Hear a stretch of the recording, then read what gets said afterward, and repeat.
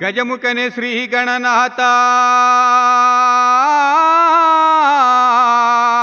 ಹೌದಪ್ಪ. ಇಲಿಯ ವಾಹನದವರೇ ಶ್ರೀಲೋಕ ಸಂಚರಿಪ ಶ್ರೀ ಗೌರಿವರ ಪುತ್ರ ಶಿವನ ಕುಮಾರ ಶಿವ. ವಿದ್ಯದಾಯಕ ಕೊಡೆನೆಗೆ ಮತಿಯ ನಿಮ್ಮ ಪಾದ ಪದ್ಮಾಂಗಳಿಗೆ ಮೊದಲು ಶರಣಯ್ಯ.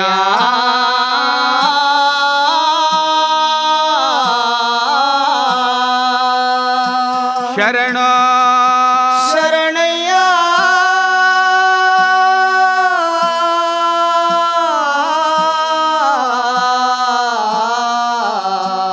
ಶಂಕರ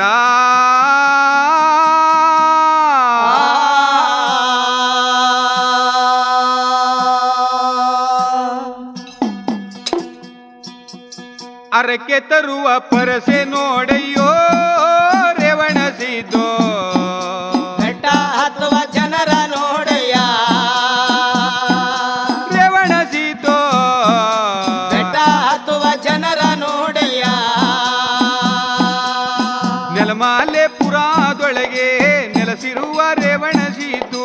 ನೆಲಮಾಲೆ ಪುರ ಒಳಗೆ ನೆಲೆಸಿರುವ ರೇವಣಸಿದು. ನೆಲಮಾಲೆ ಪುರಾದೊಳಗೆ ನೆಲೆಸಿರುವ ರೇವಣಸಿದು. ಯಾಗೋಗಿ ನೆಲೆಸಿದೆಯೋ ಸ್ವಾಮಿ ರೇವಣಸಿದ್ದೋ. ಬೆಟ್ಟ ಹತ್ತುವ ಜನರ ನೋಡಯ್ಯ. ಅರಕೆ ತರುವ ಪರಸೆ ನೋಡಪ್ಪೋ ರೇವಣಸಿದ್ದೋ. ಬೆಟ್ಟ ಹತ್ತುವ ಜನರ ನೋಡಯ್ಯ.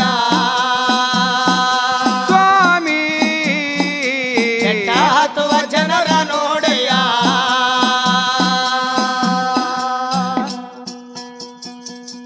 ನಾವು ಸ್ವಾಮಿ ರೇವಣಸಿದ್ದೇಶ್ವರನ ಕತೆಗೆ ಪಾತ್ರರಾಗಿ ಈಗ ಕತೆಗಳನ್ನು ಶುರು ಮಾಡ್ತಾ ಇದ್ದೀವಿ. ಎಲ್ಲರೂ ಕೇಳಿ ಆನಂದಿಸಿ. ಹೇಳಪ್ಪ. ಕೈಲಾಸದಲ್ಲಿ ಶಿವನು ಪಾರ್ವತಿ ಇಬ್ಬರು ಕುಂದಕಂಡು ಮಾತನಾಡಿ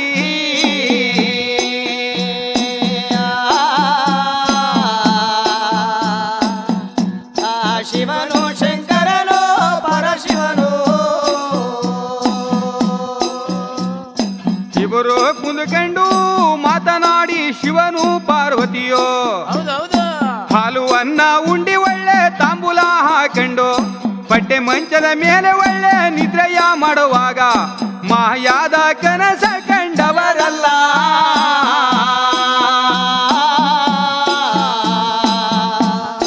ಶಿವನು ಶಂಕರನು ಪರಶಿವನು.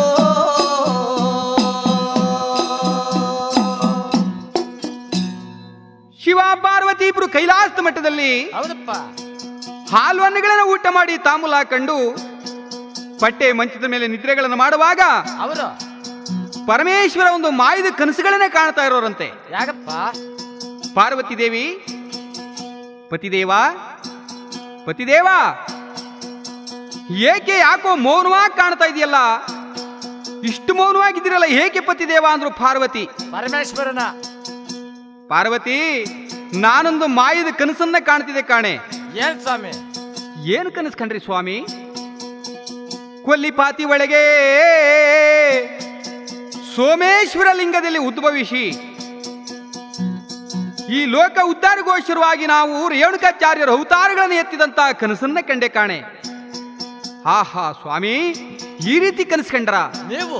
ಹಾಗಿದ್ದ ಮೇಲೆ ನಾವು ಈಗಲೇ ಕೊಲ್ಲಿಪಾತಿಗೆ ಹೋಗಿ ಸೋಮೇಶ್ವರ ಲಿಂಗವನ್ನ ಪೂಜೆ ಮಾಡುವ ನಡೀರಿ ಅಂತ ಹೇಳಿ ಆ ಜಗನ್ಮಾತೆ ಪಾರ್ವತಿ ಹೇಳಿದ್ರಂತೆ ಪರಮೇಶ್ವರನಿಗೆ. ಹೌದಪ್ಪ. ಆಗ ಶಿವ ಪಾರ್ವತಿ ಇಬ್ರು ಮಾತನಾಡ್ಕೊಂಡು ಅವರು ಕೈಲಾಸವನ್ನ ಬೇಗದಲ್ಲಿ ಬಿಡುತ್ತಾರೆ, ಕೊಲ್ಲಿಪಾತಿಗೆ ಸಾಗಿ ಬರುತ್ತಾರೆ.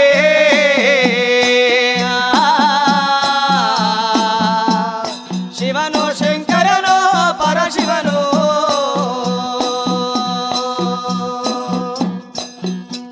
ಕೊಲ್ಲಿಪಾತಿಗೆ ಬಂದು ಸೋಮೇಶ್ವರ ಲಿಂಗವನ್ನ ಪೂಜೆ ಮಾಡಿದರಂತೆ ಶಿವ ಪಾರ್ವತಿ. ಹೌದಪ್ಪ. ಸೋಮೇಶ್ವರ ಲಿಂಗವನ್ನ ಪೂಜೆ ಮಾಡುವಾಗ ಆ ಕೊಲ್ಲಿಪಾತಿಲಿರುವಂತ ಭಕ್ತರೆಲ್ಲರೂ ಕೂಡ ಪೂಜೆ ಮಾಡ್ತಾ ಇರೋರಂತೆ. ಆ ಲಿಂಗಕ್ಕೆ ಪೂಜೆ ಮಾಡುವಾಗ ಸೋಮೇಶ್ವರ ಲಿಂಗದಲ್ಲಿ ಹುಟ್ಟಿದರಂತೆ ರೇಣುಕಾಚಾರ್ಯವರು. ರೇವಣಕಾಚಾರ್ಯವರು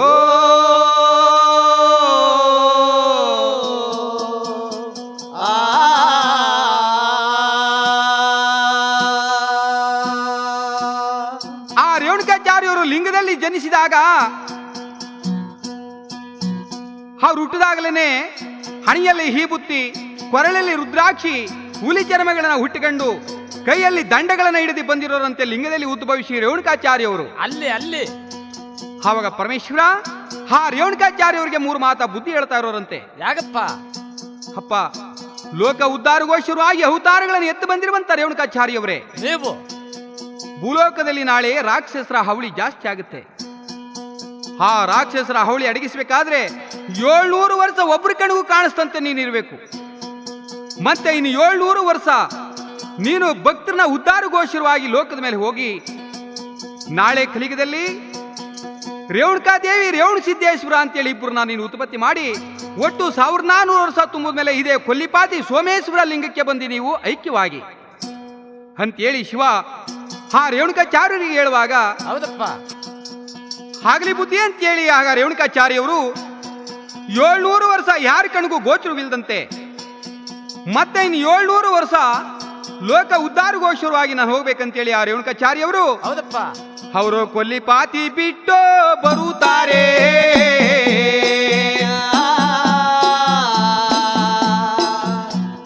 ಶಕ್ತಿವಂತ ಶರಣರು ರೇವಣಕಾಚಾರ್ಯರು,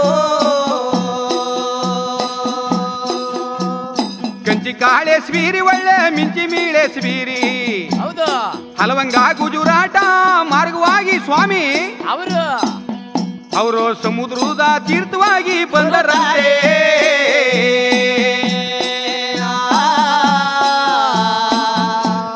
ಶಕ್ತಿವಂತ ಶರಣ ರೇವಣಕಾಚಾರ್ಯರು. ಸ್ವಾಮಿ ರೇವಣಕಾಚಾರ್ಯವರು ಕಂಚಿ ಕಾಳೇಶ್ವರಿ, ಮಿಂಚಿ ಮೀಳೇಶ್ವರಿ, ಹಲವಂಗ ಗುಜರಂಗ ಆ ಮಾರ್ಗವಾಗಿ ಬಂದ್ರಂತೆ. ಹಿಮಾಚಲ ಪರ್ವತದ ಸಮುದ್ರದ ತೀರಕ್ಕೆ ಬಂದ್ರಂತೆ ಸ್ವಾಮಿಯವರು. ಹೌದಪ್ಪ ಅಲ್ಲಿ ರಾವಣನ ಮರಣ ದಂಡನೆ ಕೈಕತ ಲಿಂಗವನ್ನು ನೋಡಿ ಸಂತೋಷ ಪಟ್ಟರಂತೆ ಸ್ವಾಮಿ. ಅಲ್ಲೇ ಸಂತೋಷ ಪಡುವಾಗ ಈ ಕಡೆ ಆ ರಾವಣನ ತಮ್ಮಾದಂತ ಹಿಬೇಸಣನು ಚಿಂತೆಗಳಿಗೆ ಕುಂತಿರೋನಂತೆ.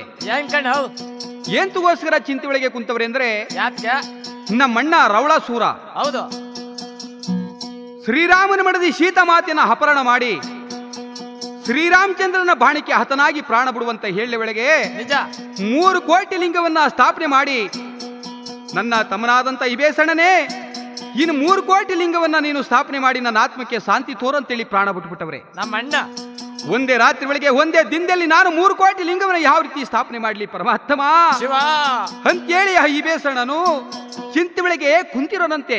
ಚಿಂತೆ ಬರೋ ಮಾತಾಡ್ದಣ್ಣ. ಚಿಂತೆ ವೇಳೆಗೆ ಕುಂತಿರುವಂತ ಹೇಳಿ ವೇಳೆಗೆ ಶ್ರೀರವಾಣಿ ನುಡಿತಾ ಇರೋದಂತೆ. ಏನಂತ? ಅಯ್ಯ ಹಿಬೇಸಣ, ಚಿಂತಿಸಿ ಫಲವಿಲ್ಲ, ನೀನು ಯೋಚನೆ ಮಾಡಿ ಸುಖವಿಲ್ಲ. ನೋಡು, ಉತ್ತರಾಖಂಡದಲ್ಲಿ ಕೊಲ್ಲಿಪಾತಿಯೊಳಗೆ ಜನಿಸಿ ರೇವಣಕಾಚಾರ್ಯವರು ಇದೇ ಮಾರ್ಗದಲ್ಲಿ ಬರ್ತವ್ರೆ. ಆ ರೇವಣಕಾಚಾರ್ಯರ ಪಾದ ಹಿಡಿದು ಬೇಡಿಕೊಂಡ್ರೆ ನಿನ್ನ ಕಷ್ಟವೆಲ್ಲ ಈಡೇರುವುದು ಅಂದ್ರು. ಹೋಗುವಂತೇಳಿ ಆ ಶ್ರೀರವಾಣಿ ನುಡಿವಾಗ ಸರಿಯಪ್ಪ ಆ ಹಿಬೇಸಣ್ಣನಿಗೆ ಸಂತೋಷವಾಯಿತು. ಸಂತೋಷ ಬರೋ ಮಾತಾಡೋಣ. ಆಗ ಹಿಬೇಸಣ್ಣ ಈ ಕಡೆಯಿಂದ ಹೋಗುವಾಗ ರೇವಣಕಾಚಾರ್ಯರು ಆ ಕಡೆಯಿಂದ ಬರ್ತಿದ್ರಲ್ಲ, ಹೋಗಿ ರೇವಣಕಾಚಾರ್ಯರ ಪಾದವನ್ನ ಬಾಚಿ ತಬಕಂಡು ಹೌದು ಹೌದು ಭಕ್ತಿಯಿಂದ ಕರಕಂಡು ಬರುತ್ತಾರೆ.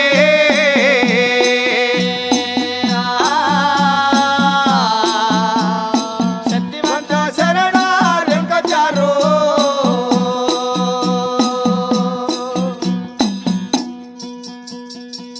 ಮಗು ಯಾರಪ್ಪ ನೀನು? ನನ್ನ ಪಾದವನ್ನು ಬಿಟ್ಟು ಮ್ಯಾಲಿ ಕೇಳಪ್ಪ ಅಂದ್ರಂತೆ. ಆಗ ಹಿಬೇಸಣ್ಣನು ಪಾದವನ್ನು ಬಿಟ್ಟು ಮ್ಯಾಲಿ ಕೆದ್ರು.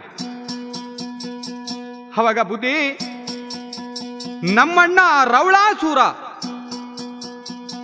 ಪ್ರಾಣ ಬಿಡುವಂತ ಹೇಳಿ ವೇಳೆಗೆ ನನಗೊಂದು ವಾಗ್ದಾನಗಳನ್ನು ಕೊಟ್ಟವ್ರೆ ಬುದ್ಧಿ. ಏನಂತಾರಪ್ಪ? ಏನು ವಾಗ್ದಾನ ಕೊಟ್ಟಿದ್ದಾರ ಕಂದ? ಶ್ರೀರಾಮನ ಮಡದಿ ಸೀತಾ ಮಾತಿನ ಅಪಹರಣ ಮಾಡಿ ಶ್ರೀರಾಮಚಂದ್ರನ ಬಾಣಿಕೆ ಸಿಕ್ಕಿ ನಮ್ಮಣ್ಣ ಪ್ರಾಣ ಬಿಟ್ಬಿಟ್ರು ಬುದ್ಧಿ. ನಿಜ ನಿಜ. ಪ್ರಾಣ ಬಿಡುವಾಗ ನನ್ನನ್ನೇ ಕರೆದಿ ಒಂದು ಮಾತು ಹೇಳಿದ್ರು. ಏನಂತ? ನನ್ನ ತಮ್ಮನಾದಂತ ಹಿಬೇಸಣ್ಣನೇ, ನಾನು 3 ಕೋಟಿ ಲಿಂಗವನ್ನ ಸ್ಥಾಪನೆ ಮಾಡಿದ್ದೀನಿ. ಇನ್ನು 3 ಕೋಟಿ ಲಿಂಗವನ್ನ ಸ್ಥಾಪನೆಗಳನ್ನು ಮಾಡಿ ಒಂದೇ ದಿನದಲ್ಲಿ ಒಂದೇ ರಾತ್ರಿ ಒಳಗೆ ನನ್ನ ಆತ್ಮಕ್ಕೆ ಶಾಂತಿ ತೋರುವಂತ ನಮ್ಮ ಅಣ್ಣ ಹೇಳ್ಬಿಟ್ಟು ಪ್ರಾಣ ಬಿಟ್ಟುಬಿಟ್ರು ಬುದ್ಧಿ. ನಮ್ಮಣ್ಣ ಒಂದೇ ದಿನದಲ್ಲಿ ಒಂದೇ ರಾತ್ರಿ ಒಳಗೆ ನಾನು ಯಾವ ರೀತಿ 3 ಕೋಟಿ ಲಿಂಗವನ್ನ ಸ್ಥಾಪನೆ ಮಾಡಲಿ ಬುದ್ಧಿ? ಈ ಕಷ್ಟಗಳನ್ನ ನೀವೇ ಕಾಪಾಡಬೇಕು ತಂದೆ. ಅಯ್ಯ ಕಂದ, ಈ ಕಷ್ಟಗಳನ್ನ ಕಾಪಾಡೋದು ನನ್ನಿಂದ ಸಾಧ್ಯ ಆಯ್ತದೆ, ನೀನೇನು ಚಿಂತೆ ಮಾಡಬೇಡ ನಡಿಯಪ್ಪ ಅಂತ ಹೇಳಿ ಆಗ ಇಬೇಸಣನು ಆ ರೇಣುಕಾಚಾರ್ಯರನ್ನ ಕರ್ಕೊಂಡು ಅವರ ಲಂಕಾ ನಗರಿಗೆ ಬರುತ್ತಾರೆ.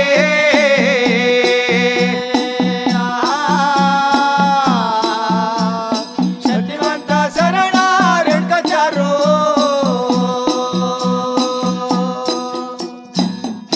ಲಂಕಾ ನಗರಿಗೆ ಕರ್ಕೊಂಡು ಬಂದು, ಹೌದು ಅಯ್ಯ ಇಬೇಸಣ್ಣನೇ, ನಿಮ್ಮ ಅಣ್ಣನ ಆತ್ಮಕ್ಕೆ ನಾವು ಲಿಂಗ ಸ್ಥಾಪನೆ ಮಾಡಬೇಕಾದ್ರೆ ಯಾವ ಜಾಗದಲ್ಲಿ ಲಿಂಗ ಸ್ಥಾಪನೆ ಮಾಡಬೇಕಪ್ಪ?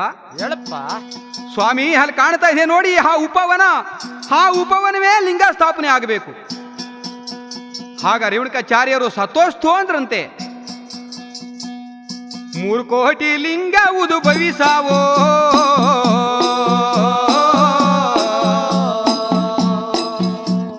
ಶಕ್ತಿವಂತ ಶರಣ ರೇಣುಕಾಚಾರ್ಯರು. 3 ಕೋಟಿ ಲಿಂಗ ಉದ್ಭವಿಸಿ ಬಂದಾಗ ಅಲ್ಲಿ ಅಲ್ಲಿ ಆಕಾಶದ ಮಾರ್ಗದಲ್ಲಿ ದೇವತಿ ದೇವಮಾನ್ಯವರು ಏನ್ ಮಾಡಿದ್ರು? ಮಳೆಯ ಅವರು ಸುರಿಸಾರೋ.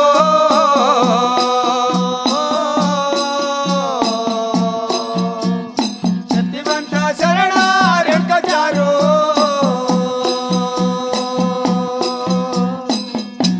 ಸ್ವಾಮಿ ರೇಣುಕಾಚಾರ್ಯವರು 3 ಕೋಟಿ ಲಿಂಗವನ್ನ ಸ್ಥಾಪನೆ ಮಾಡಿರೋರಂತೆ. ಅಲ್ಲಿ ಆಕಾಶ ಮಾರ್ಗದಲ್ಲಿ ದೇವತಿ ದೇವಮಾನರೆಲ್ಲ ಹೂಮಳೆಗಳನ್ನು ಸುರಿಸುವರಂತೆ ಲಿಂಗದ ಮೇಲೆ. ಹೌದಪ್ಪ. 3 ಕೋಟಿ ಭಕ್ತರನ್ನ ಉದ್ಧಾರ ಮಾಡಿ ಉತ್ಪತ್ತಿ ಮಾಡಿರೋರಂತೆ ಸ್ವಾಮಿ.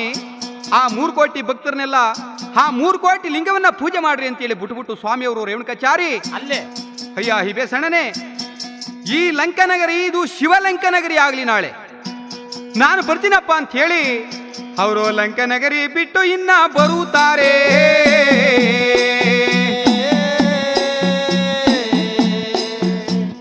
ಶಕ್ತಿವಂತ ಶರಣ ರೇಣುಕಾಚಾರ್ಯರು. ಇನ್ನ ಮುಂದಕ್ಕೆ ಹೌದು ಹೌದು ಬರುವಾಗ ರೇಣುಕಾಚಾರ್ಯವರು ಸರಿಯಪ್ಪ. ಅಲ್ಲಿ ಮುಂದ್ಗಡೆ ಒಬ್ಬ ಅಗಸ್ಯನು ಚಂದ್ರಮೂಳೇಶ್ವರ ಲಿಂಗವನ್ನ ಸ್ಥಾಪನೆ ಮಾಡ್ಬೇಕಂತೇಳಿ ಹೌದು ಹೌದು ಶಿವನನ್ನ ಕುರ್ತಿ ತಪಸ ಮಾಡುತ್ತಾನೆ.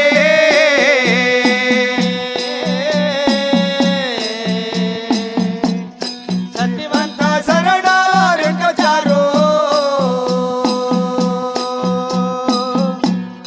ಸ್ವಾಮಿ ರೇಣುಕಾಚಾರ್ಯವರು ಇನ್ನ ಮುಂದಕ್ಕೆ ಬರುವಾಗ ಅಲ್ಲಿ ಒಬ್ಬ ಅಗಸ್ಯನು 12 ವರ್ಷ ತಪಸ್ಸು ಮಾಡ್ತಿದ್ರಂತೆ.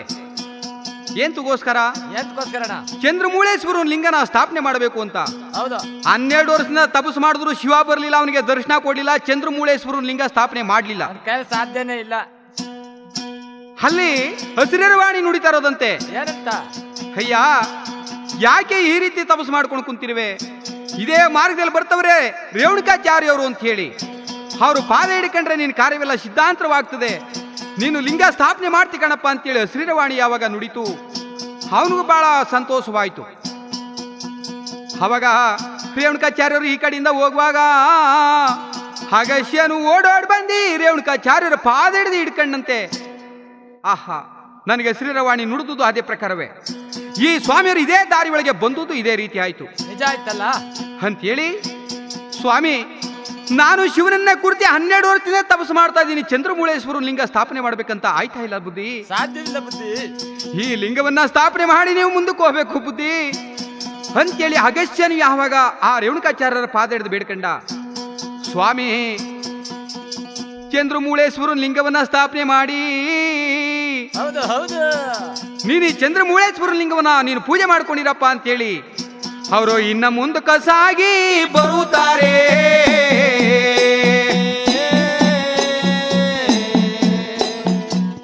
ಶಕ್ತಿವಂತ ಶರಣರು ರೇಣುಕಾಚಾರ್ಯರು.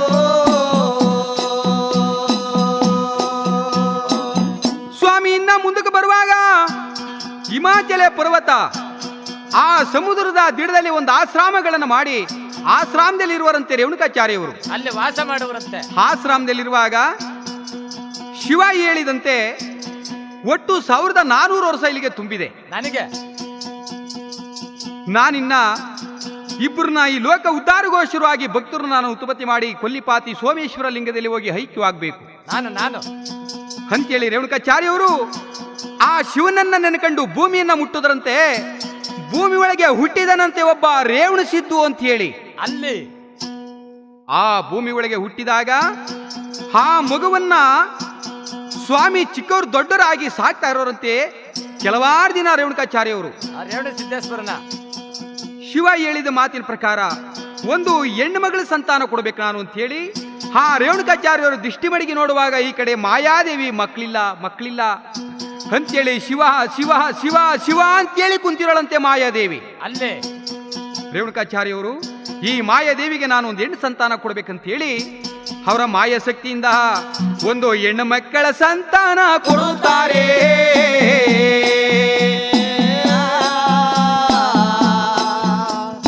ಸತ್ಯವಂತ ಶರಣ ರೇಣುಕಾಚಾರ್ಯರು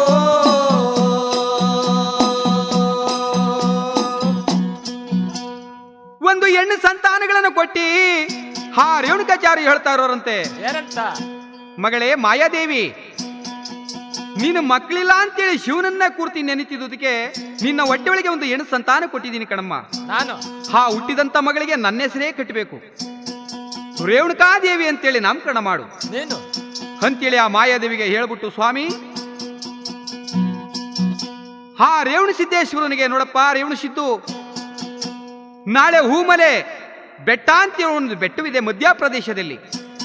ಆ ಹೂಮಲೆ ಬೆಟ್ಟದಲ್ಲಿ ನೀನು 700 ವರ್ಷ ತಪಸ್ಸು ಮಾಡಿ ನೀನು ಒಬ್ಬರ ಕಣ್ಣಿಗೂ ಗೋಚರವಾಗದಂತೆ ಇದ್ದು ಮತ್ತೆ ನೀನು ಆಮೇಲೆ 700 ವರ್ಷ ತುಂಬಿದ ಮೇಲೆ ಭಕ್ತರನ್ನ ಈ ಲೋಕದಲ್ಲಿ ನೀನು ಒಕ್ಕಲು ಮಾಡಿಕೊಂಡು ಉದ್ಧಾರವಾಗಿ ಆ ನೆಲಮಲೆಪುರದಲ್ಲಿ ನೀನು ಸ್ಥಾಪನೆಯಾಗಿ ನೀನು ಪೂಜೆ ತಗೊಳಪ್ಪ. ಹೋಗಪ್ಪ, ದುಷ್ಟರನ್ನ ಸಂಹಾರ ಮಾಡಿ ಶಿಷ್ಟರನ್ನ ಉದ್ಧಾರ ಮಾಡಿ ಈ ಲೋಕದಲ್ಲಿ ಹೋಗು ನೀನು ಅಂತ ಹೇಳಿ ಸರಿ ಆ ರೇಣುಕಾಚಾರ್ಯವರು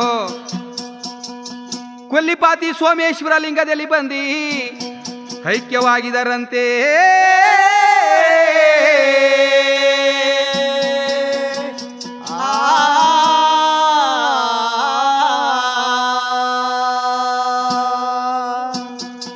ಕೊಲ್ಲಿಪಾತಿ ಒಳಗೆ ಸೋಮೇಶ್ವರ ಲಿಂಗದಲ್ಲೇ ಬಂದು ಐಕ್ಯವಾದ್ರು ಆ ರೇಣುಕಾಚಾರ್ಯವರು. ಈ ಕಡೆ ಆ ಹೆಣ್ಣುಮಗಳು ಮಾಯಾದೇವಿಗೆ ಅಯ್ಯ 1 ತಿಂಗಳು ತುಂಬಿ ಒಳ್ಳೆ 2 ತಿಂಗಳು ತುಂಬಿ ಹೌದಪ್ಪ 3 4 ತಿಂಗಳ ತುಂಬಿ 5 ತಿಂಗಳು ಬಂದು 9 ತಿಂಗಳು ಗರ್ಭವತಿಯೋ.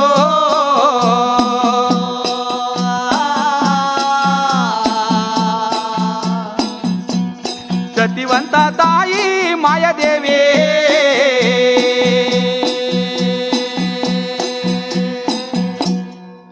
ಒಂದು 2 3 4 5 6 7 8 9 ತಿಂಗಳು ಗರ್ಭವತಿ ಆಗಿರೋಳಂತೆ ಮಾಯಾದೇವಿ. ಅಲ್ಲಿ 9 ತಿಂಗಳು ಗರ್ಭವತಿಯಾಗಿ ಆ ರೇಣುಕಾಚಾರ್ಯರ ಪಾದಾನ ಕಂಡು ಕುಂತ್ಕೊಂಡಾಗ ಮಾಯದಿಂದ ಹೌದಪ್ಪ ಹೆಣ್ಣ ಮಗಳ ಜರಣವಾಗುವಳಂತೆ ತಾಯಿ.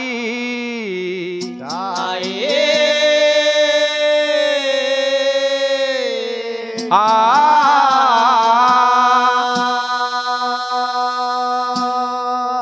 ಮಾಯಾದೇವಿ ಹೆಣ್ಣುಮಗಳು ಜರಣವಾದಾಗ ಆ ಹುಟ್ಟಿದಂತ ಮಗಳಿಗೆ 7 ದಿನಕ್ಕೆ ಸೂತ್ರಗಳನ್ನು ಕೆಳದಿ ಆ ರೇಣುಕಾಚಾರ್ಯರ ಮಾತಿನ ಪ್ರಕಾರವೇ ರೇಣುಕಾದೇವಿ ರೇಣುಕಾದೇವಿ ರೇಣುಕಾದೇವಿ ಅಂತೇಳಿ ನಾಮಕರಣಗಳನ್ನು ಮಾಡಿ ಅವರು ಆ ರೇಣುಕಾದೇವಿನ ಅಂದಾಚಂದದಿಂದ ಲಾಲಿಪಾಡುವರಂತೆ. ಯಾಗಣ್ಣು ಹಂದುಳ್ಳ ಮಗಳ ಚಂದಾಗೆ ತೂಗಿರಿ ಜೋಜೋ, ತಾಯಿ ರೇಣುಕಮನ ಲಾಲಿಯ ಪಾಡುವ ಜೋ ಜೋ. ತಾಯಿ ರೇಣುಕಮನ ಲಾಲಿಯ ಪಾಡೋಣ ಜೋ ಜೋ. ರೇಣುಕಾಚಾರ್ಯವರ ವರದಲ್ಲಿ ಹುಟ್ಟಿದ ಮಗಳಿಗೆ ಜೋಜೋ,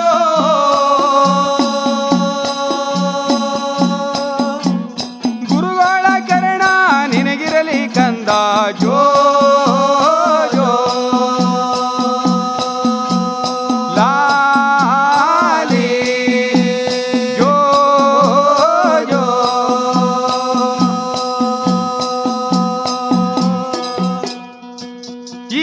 ಸುಂದರವಾಗಿ ಲಾಲಿಗಳನ್ನು ಪಾಡಿ ಆ ಹೆಣ್ಮಗಳನ್ನ ಚಿಕ್ಕದೋಳು ದೊಡ್ಡಳಾಗಿ ಸಾಕ್ತಾ ಇರೋರಂತೆ. ಅಲ್ಲಿ ಸಾಕುವಾಗ ಈ ಕಡೆ ರೇವಣ ಸಿದ್ದೇಶ್ವರ ಕುಂತಿರೋರಂತೆ ಆಶ್ರಮದಲ್ಲಿ ಹಸಿರಿರವಾಣಿ ನುಡಿತಾ ಇರೋದಂತೆ. ಏನಂತ?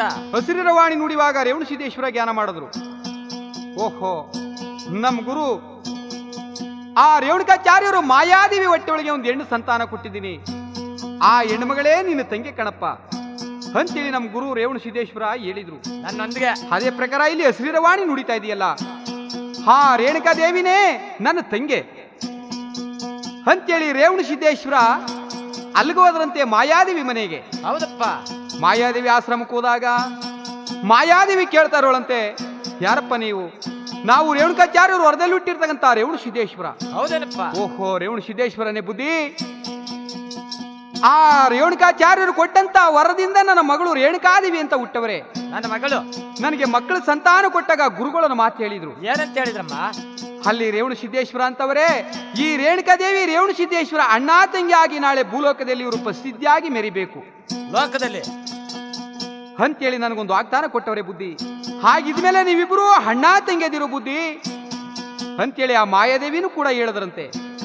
ಆಗ ರೇವಣ ಸಿದ್ದೇಶ್ವರ, ನನ್ನ ತಂಗಿಯಾದ ರೇಣುಕಾದೇವಿ ಬಾಮ್ಮ, ನಾಳೆ ಭೂಲೋಕದಲ್ಲಿ ನಾವು ಪ್ರಸಿದ್ಧಿಯಾಗಿ ಮೆರಿಬೇಕು.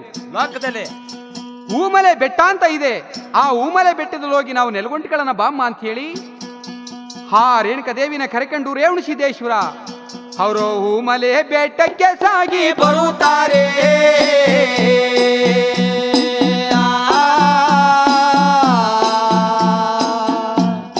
ಬುದ್ಧಿವಂತ ಶರಣರು ರೇವಣಿಸಿದ್ದು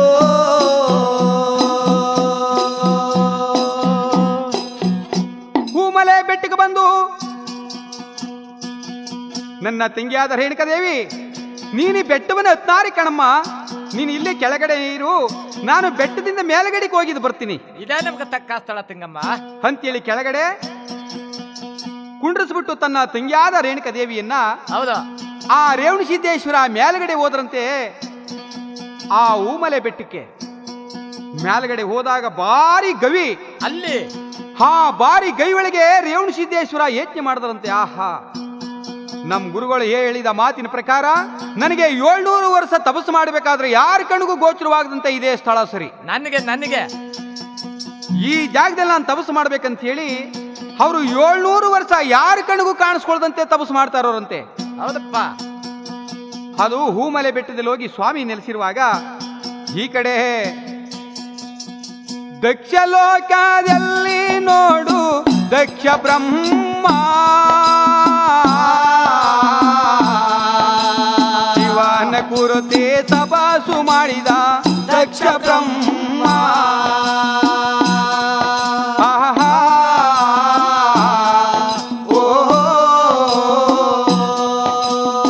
ಶಿವನ ಕುರಿತೆ ತಪಸ್ಸು ಮಾಡಿದ ದಕ್ಷ ಬ್ರಹ್ಮ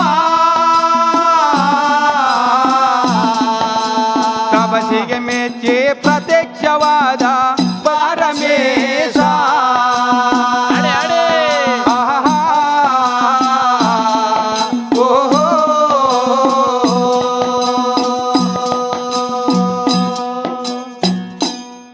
ದಕ್ಷಲೋಕದಲ್ಲಿ ದಕ್ಷ ಬ್ರಹ್ಮನು ಶಿವನನ್ನ ಕುರಿತು ತಪಸ್ಸು ಮಾಡುವಾಗ ಅವನ ತಪಸ್ಸಿಗೆ ಮೆಚ್ಚಿ ಪ್ರತ್ಯಕ್ಷವಾದಂತೆ ಪರಮೇಶ್ವರ. ಅಲ್ಲಿ ಅಯ್ಯ ದಕ್ಷ ಬ್ರಹ್ಮ, ಈ ತಪಸ್ಸು ಬಿಟ್ಟಿ ಮ್ಯಾಲೆ ಕೇಳು, ನಿನಗೇನು ವರ ಬೇಕು ಕೇಳು ಅಂದ್ರಂತೆ. ಶಿವ ದಕ್ಷ ಬ್ರಹ್ಮನು ಮ್ಯಾಲಕ್ಕೆದ್ದಿ, ಸ್ವಾಮಿ ಪರಮಾತ್ಮ, ಶಿವ ನನಗೆ ಮಕ್ಕಳ ಸಂತಾನಗಳನ್ನು ಕೊಡಿ ಸ್ವಾಮಿ. ನನಗೆ ಅಯ್ಯ ದಕ್ಷ ಬ್ರಹ್ಮ, ಮಕ್ಕಳ ಸಂತಾನದಲ್ಲಿ ನಿನಗೆ ಹೆಣ್ಣು ಮಕ್ಕಳ ಸಂತಾನವೋ ಇಲ್ಲ ಗಂಡು ಮಕ್ಕಳ ಸಂತಾನವೋ? ಯಾವ ಭಾಗ್ಯ ಬೇಕು ಕೇಳಪ್ಪ. ಸ್ವಾಮಿ ಪರಮೇಶ್ವರ, ಗಂಡು ಮಕ್ಕಳ ಸಂತಾನಗಿಂತ ನನಗೆ ಹೆಣ್ಣು ಮಕ್ಕಳ ಸಂತಾನವೇ ಅಮೂಲ್ಯವಾದದ್ದು, ಪವಿತ್ರವಾದದ್ದು.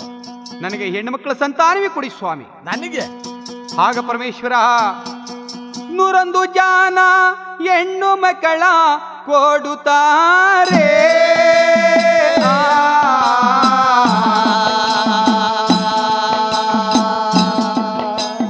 ಮಕ್ಕಳ ಕೊಟ್ಟೆ ಮಾಯವಾದ ಪರಮೇಶ.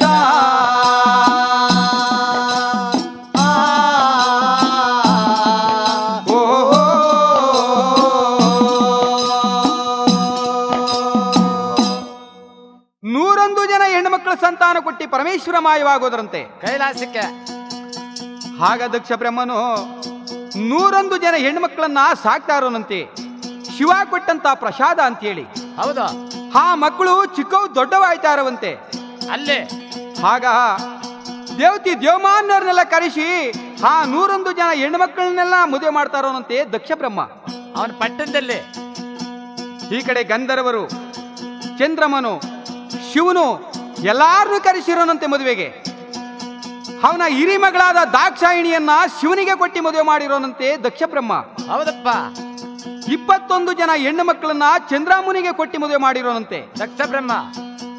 ಮಿಗ್ನಾದವ್ರನ್ನೆಲ್ಲ ಗಂಧರ್ವರಿಗೆ ಕೊಟ್ಟಿ ಮದುವೆ ಮಾಡಿರೋನಂತೆ ದಕ್ಷ ಬ್ರಹ್ಮರು. ಅವ್ರ ಮಕ್ಕಳುಗಳನ್ನ ಮದುವೆ ಮಾಡಿದಾಗ ಇವರೆಲ್ಲ ಮದುವೆ ಮಾಡ್ಕೊಂಡು ಚಂದ್ರಮನು ಚಂದ್ರಲೋಕ ಸೇರ್ಕೊಂಡ್ರು, ಶಿವ ಕೈಲಾಸ ಸೇರ್ಕೊಂಡು, ದೇವತಿ ದೇವಮಾನ್ಯರೆಲ್ಲ ಅವ್ರವ್ರ ಸ್ಥಳಕ್ಕೆ ಸೇರ್ಕೊಂಡ್ರು.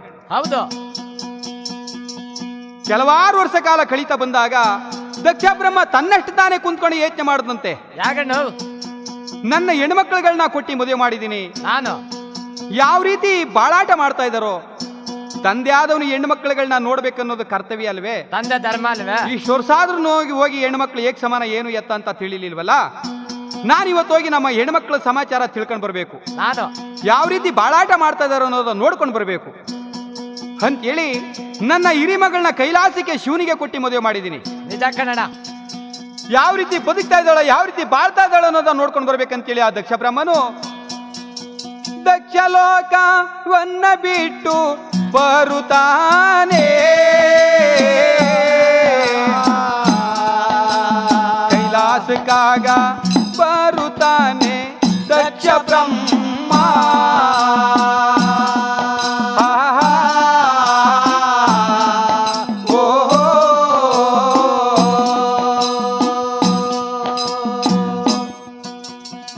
ದಕ್ಷ ಬ್ರಹ್ಮನು ಆ ದಕ್ಷಲೋಕವನ್ನ ಬಿಟ್ಟು ಕೈಲಾಸಕ್ಕೆ ಬರ್ತಾ ಇರೋನಂತೆ.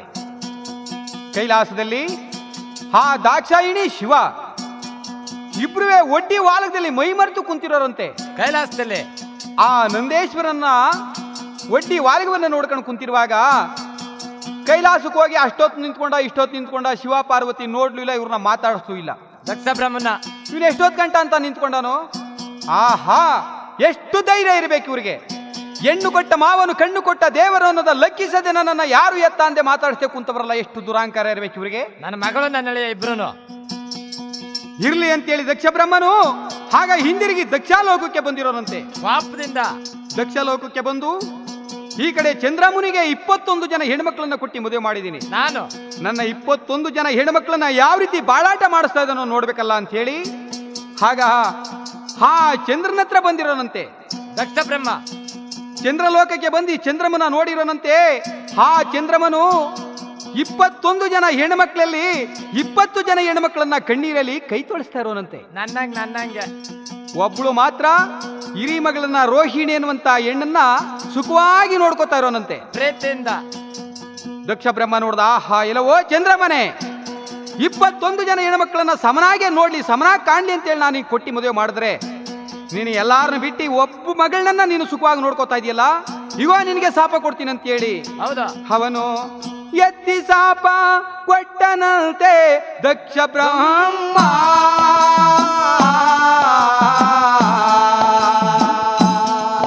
ಎರಡು ಕಣ್ಣುಗಳು ಹಿಂಗೆ ಹೋಗಲಿ ಕಂದನಂತೆ.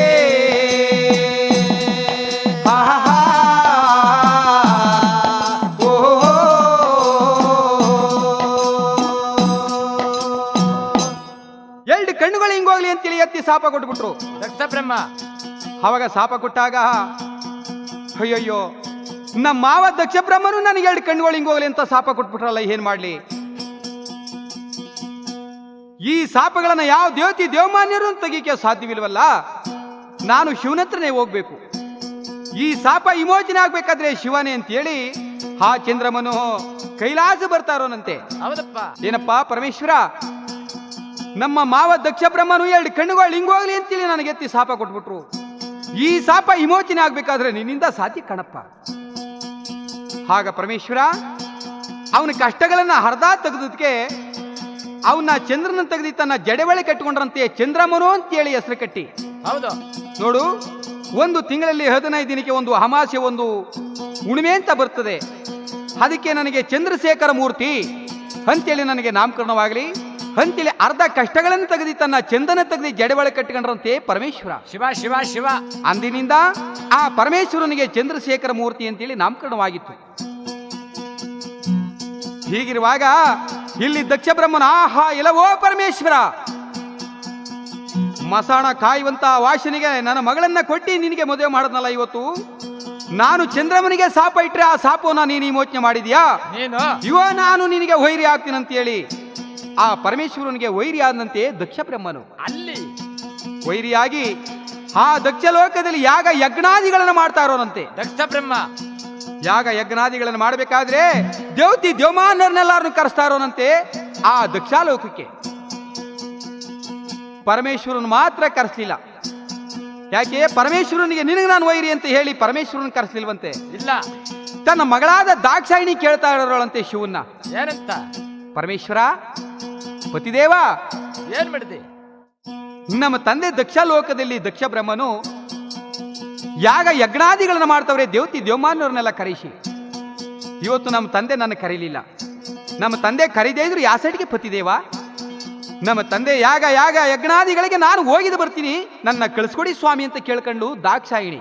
ಕರೆದಾರು ಎಷ್ಟೋ ಜನ ಹೆಣ್ಮಕ್ಳು ಹೋಯ್ತಾರೆ ಅಪ್ಪನ ಮನೆಗೆ ಕಣ್ ಹೇಳೋಣ.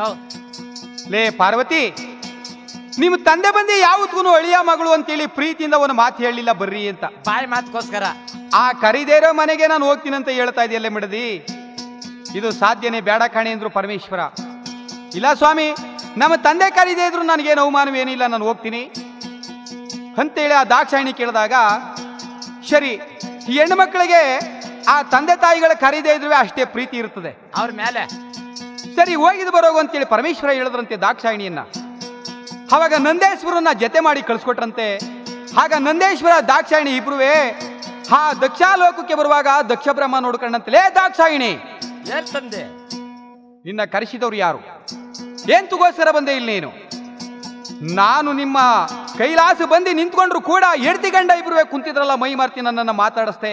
ದುರಾಂಕಾರದಲ್ಲಿ ಅಲ್ಲ, ನನ್ನ ನಳಿಯ ಏನೋ ನನ್ನ ಮಾತಾಡಿಸ್ತಾರೆ ಯಾಸಟ್ಕೆ ಪರಮೇಶ್ವರ. ಪ್ರೀತಿ ಕಡಿಮೆ ಅವ್ರಿಗೆ. ನನ್ನ ಮಗಳು ನೀನು ದಾಕ್ಷಾಯಿಣಿಯಾಗಿ ಯಾವ ಬಂದೆ ತಂದೆ ಅಂತೇಳಿ ನನ್ನನ್ನು ಮಾತಾಡಿಸಿದ್ರಿ, ಏನಾಗಿತ್ತು ನೀನು? ಬಾಯಿ ಮಾತ್ಕೋಸ್ಕರ. ಹಾ, ತಂದೇನೋದ ನೀನು ಮೈ ಮರ್ತಿ ಕುಂತಿ ನನ್ನನ್ನು ಮಾತಾಡ್ಸಿಲ್ವಲ್ಲ ಏನು ಎತ್ತ ಅಂತ.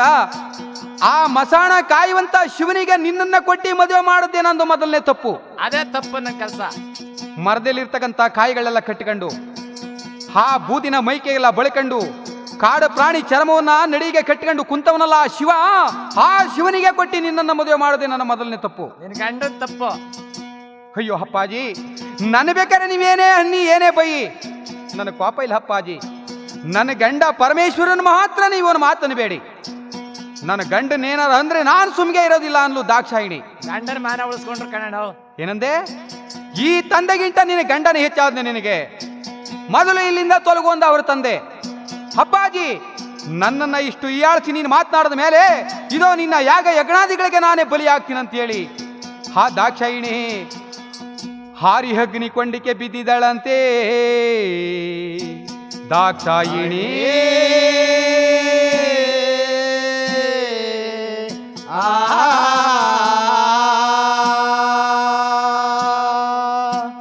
ಹಾರಿ ಅಗ್ನಿ ಕೊಂಡಿಕೆ ಬಿದ್ದಿ ಪ್ರಾಣ ಬಿಟ್ಬಿಡ್ಲಂತೆ ದಾಕ್ಷಾಯಿಣಿ. ಅಲ್ಲೇ ಇದನ್ನು ಕಂಡಿದ್ದ ನಂದೇಶ್ವರ ಅವನು ಹಿಂದಿ ಹಿರಿಗಿ ಬರುತ್ತಾನೆ ನಂದೇಶ. ಶಿವನಿಗೆ ಬಂದೆ ವಿಚಾರ ತಿಳಿಸಿದ ನಂದೇಶ.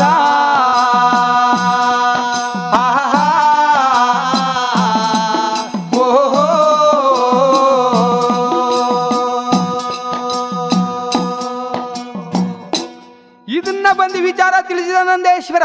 ಅಲ್ಲೇ ಅವಾಗ ಪರಮೇಶ್ವರ, ಎಲ್ಲವೋ ದಕ್ಷ ಬ್ರಹ್ಮನೇ, ನಿನಗೆ ಇಷ್ಟು ದುರಾಂಕಾರ ಬರುತ್ತೆ ಈಗಾಗಲೇ ಅಂತೇಳಿ ಪರಮೇಶ್ವರ ರುದ್ರಗಾಪಗಳನ್ನು ತಾಳಿ ತಿರುಸೂಲಗಳನ್ನು ಎತ್ತಿ ಭೂಮಿಗೆ ಜಡ್ದಿ ಆ ಜಡೆ ಮುಡಿಗಳನ್ನು ಎದ್ದಿ ಒದರಿ ಆ ಜಡೆಯನ್ನ ಕಿತ್ತಿ ಭೂಮಿ ಮೇಲೆ ಹಾಕಿರೋರಂತೆ. ಶಿವ ಶಿವ. ಆ ಜಡೆಯನ್ನ ಕಿತ್ತಿ ಯಾವಾಗ ಭೂಮಿ ಮೇಲೆ ಹಾಕಿದ್ರು ಆ ಜಡೆ ಒಳಗೆ ಉದ್ಭವಿಸಿರಂತೆ ಹೀರ್ಭದ್ರ. ಅಲ್ಲಿ ಎಲ್ಲವೋ ಹೀರ್ಭದ್ರ, ಹೋಗಿ ಆ ದಕ್ಷ ಬ್ರಹ್ಮನ ಶಿವರ ಮಾಡಿಬಿಟ್ಟು ಬರೋಗು. ಆಗ ಹೀರ್ಭದ್ರ ಬರ್ತಾ ಇರೋನಂತೆ. ದಕ್ಷ ಲೋಕಕ್ಕೆ ಬಂದು ಹೀರ್ಭದ್ರ ಆಕಾಶಕ್ಕೂ ಭೂಮಿಗೂ ಕೀಲ್ ಕೊಟ್ಟಂತೆ ಆ ದಕ್ಷ ಬ್ರಹ್ಮನ ಶಿವರ ಮಾಡಿರೋನಂತೆ. ಹೀರ್ಭದ್ರ ದಕ್ಷ ಬ್ರಹ್ಮನ ಶಿವರ ಮಾಡಿದಾಗ ಪರಮೇಶ್ವರ ಆಗ ಹೋಗಿ ದಕ್ಷ ಲೋಕಕ್ಕೆ, ಅಪ್ಪ ಹೀರ್ಭದ್ರ, ಇಷ್ಟು ಕೋಪ ಬೇಡ ಕಾಣಪ್ಪ ನಿನಗೆ ಮಗು, ಹೋಗು ನೀನು ಶಾಂತಿಗಳನ್ನ ಪಟ್ಕೊಂಡು ಬರೋಗು. ಈ ಕಡೆ ಮಧ್ಯಪ್ರದೇಶದಲ್ಲಿ ಊಮಲೆ ಬೆಟ್ಟ ಅಂತ ಇದೆ, ಆ ಊಮಲೆ ಬೆಟ್ಟದಲ್ಲಿ ಹೋಗಿ ನೀನು ತಪಸ್ಸುಗಳನ್ನು ಮಾಡಿ ನಿನ್ನ ಶಾಂತಿ ಸಮಾಧಾನ ಮಾಡ್ಕೊಂಡು ಬರೋಗಪ್ಪ, ಹೋಗಪ್ಪ ಅಂತೇಳಿ ಆ ಹೀರ್ಭದ್ರನ ಆ ಊಮಲೆ ಬೆಟ್ಟಕ್ಕೆ ಕಳಿಸ್ಕೊಟ್ಟಿರೋರಂತೆ. ಶಿವ ಶಿವ ದಾಕ್ಷಾಯಿಣಿ, ನೀನು ಕೊಂಡದೊಳಗೆ ಬೇಯ್ದೆ ಉಳ್ಕೊಂಡದಕ್ಕೆ ನಾಳೆ ಶ್ರೀ ಗೌರಿ ಆಗಿ ಅಂತೇಳಿ ಗೌರಿ ಪೂಜೆ ನಡೀಲಿ ನಿನಗೆ. ಪುನರ್ಜನ್ಮ ಎತ್ತಿ ಶಿವ ಗಣಗುಳರದ ಕಟ್ಟೆ ಗಣಗುಲಲ್ಲಿ ಪರ್ವತರಾಜ ಮೇಣಕಾದೇವಿ ಇಬ್ರು ಮಕ್ಕಳಿಲ್ಲ ಅಂತೇಳಿ ಲಿಂಗದ ಮುಂದೆ ಕುಂತ್ಕೊಂಡು ತಪಸ್ಸು ಮಾಡ್ತವ್ರೆ. ಅವರ ಹೊಟ್ಟೆ ಒಳಗೆ ಹೋಗಿ ನೀನು ಜನಿಸು, ಶ್ರೀ ಗೌರಿ ಪಾರ್ವತಿ ಅಂತೇಳಿ ನಿನ್ನ ಅಲ್ಲಿ ಬಂದು ನಾನು ಪುನಃ ಕೈ ಹಿಡಿತೀನಿ ನಾನು ಅಂತೇಳಿ ಪರಮೇಶ್ವರ ಈ ರೀತಿ ವಾಗ್ದಾನಗಳನ್ನು ಹೇಳಿ, ಎಲ್ಲವೋ ದಕ್ಷ ಬ್ರಹ್ಮ, ನೀನು ಪುನರ್ಜನ್ಮ ಎತ್ತಿ ನೀನು ಟಗರನ ತಲೆಯಾಗಿ ತಲೆಬಗ್ಗಿಸ್ಕೊಂಡು ನಡ್ಕೊಂಡು ನಡಿ ಅಂತೇಳಿ ಆ ದಕ್ಷ ಬ್ರಹ್ಮನಿಗೆ ಪುನರ್ಜನ್ಮ ಕೊಟ್ಟಿ ಪರಮೇಶ್ವರ ಹೌದಪ್ಪ ಕೈಲಾಸ ಬಂದ್ರಂತೆ. ಈ ಕಡೆ ಆ ಹೀರ್ಭದ್ರ ಹೋಗಿ ಹೂಮಲೆ ಬೆಟ್ಟದಲ್ಲಿ ತಪಸ್ಸು ಮಾಡಿದಂತ ಸ್ಥಳ ನಾಳೆ ಹೂಮಲೆ ಬೆಟ್ಟ ಅನ್ನೋದು ಹೋಗಿ ಹೀರ್ಭದ್ರಗಿರಿ ಆಯ್ತದು. ಹೌದಪ್ಪ ಆ ಹೀರ್ಭದ್ರ ಗಿರಿ ಒಳಗೆ ಹೀರ್ಭದ್ರ ವಾಸವಾಗಿರೋನಂತೆ. ವಾಸವಾಗಿರುವಾಗ ಈ ಕಡೆ ಪಾಂಡವರು ಕೌರವರು ದಾಯಾದಿಗಳು. ಅಲ್ವೇ ದಾಯಾದಿಗಳಂದ್ರೆ ಅಣ್ಣ ತಮ್ಮಂದಿರು. ಈ ಕೌರವರು ಪಾಂಡವರು ಒಂದು ಅಟ್ಟಾಪಂತ ಮಾಡ್ಕೊಂಡ್ರಂತೆ. ಏನಂತ? ಈ ಜೂಜಿನಲ್ಲಿ ಏನಾರ ನಾವು ಸೋತ್ಬಿಟ್ರೆ ನಮ್ಮ ರಾಜ್ಯವೆಲ್ಲ ನಿನಗೆ ಬಿಟ್ಕೊಟ್ಬಿಡ್ತೀವಿ. ಅಕಸ್ಮಾತ್ ಏನಾರ ನೀವು ಸೋತ್ಬಿಟ್ರೆ ನಮ್ಮ ರಾಜ್ಯವೆಲ್ಲ ನಿಮಗೆ ಬಿಟ್ಕೊಟ್ಬಿಟ್ಟು ನಾವು 12 ವರ್ಷ ದೇಶಾಂತರ ಹೋಗ್ತೀವಂದ್ರು ಪಾಂಡವರು. ಈ ರೀತಿ ಪಾಂಡವರು ಕೌರವರು ಹಠಪಂತ ಮಾಡ್ಕೊಂಡ್ರು. ಹಠಪಂತ ಮಾಡ್ಕೊಂಡು ಜೂಜಿನಲ್ಲಿ ಕೌರವರು ಗೆದ್ದು ಬಿಟ್ರಂತೆ. ಪಾಂಡವರು ಸೋತದ ಮೇಲೆ ಒಂದು ನಿಗದಿಗಳನ್ನ ಮಾಡಿ ಕಳಿಸ್ಕೊಡ್ತಾ ಇರೋರಂತೆ ಕೌರವರು. ಹೆಂಗ್ ಹೇಳೋಣ ನೋಡಯ್ಯ ಧರ್ಮರಾಯ ಅಣ್ಣ, 12 ವರ್ಷ ವನವಾಸ, ನಿಮ್ಗೆ 1 ವರ್ಷ ಅಜ್ಞಾಸವಾಸ. 1 ವರ್ಷದಲ್ಲಿ ಒಂದೇ ಒಂದಿನ ಯಾರ ಕಣ್ಣಿಗೆ ಬಿದ್ದುದೇ ಆಗಲಿ, ಯಾರ ಜೊತೆ ಎಲ್ಲಾರ ಮಾತಾಡದೇ ಆಗಲಿ ಏನಾರ ಕಂಡ್ರೆ ನೀವು ಪುನಃ 12 ವರ್ಷ ವನವಾಸ ಹೋಗ್ಬೇಕು ಅಂತೇಳಿ ಹೀಗೊಂದು ಕಂಡೀಷನ್ ಮಾಡಿ ಕಳಿಸ್ಕೊಡ್ತಾ ಇರೋರಂತೆ ಕೌರವರು ಪಾಂಡವ್ರನ್ನ. ಹೌದಪ್ಪ ಆಗ ಪಾಂಡವರು ಆ ಹೀರ್ಭದ್ರಗಿರಿಗೆ ಬಂದು ನೆಲೆಯಾಗಿರೋರಂತೆ. ಆ ಹೀರ್ಭದ್ರಗಿರಿ ಒಳಗೆ ಬಂದು ಅವತ್ತು ರಾತ್ರಿ ಒಳಗೆ ಅಲ್ಲಿ ಅಡಿಗೆ ಮಾಡಿ ಊಟ ಮಾಡ್ಕೊಂಡು ರಾತ್ರಿ ಒಳಗೆ ವಾಸವಾಗಿರೋರಂತೆ ಪಾಂಡವರು. ಈ ಕಡೆ ಒಬ್ಬ ಬ್ಯಾಟ್ಗಾರ ಬರ್ತಾ ಇರೋನಂತೆ. ಕಾಡಿಗೆ ಬೇಟೆಗೆ ಹೋಗ್ಬೇಕು ಅಂತೇಳಿ ಹೆಂಡತಿಗೆ ಬುದ್ಧಿ ಹೇಳ್ದ ಮನೇಲಿ.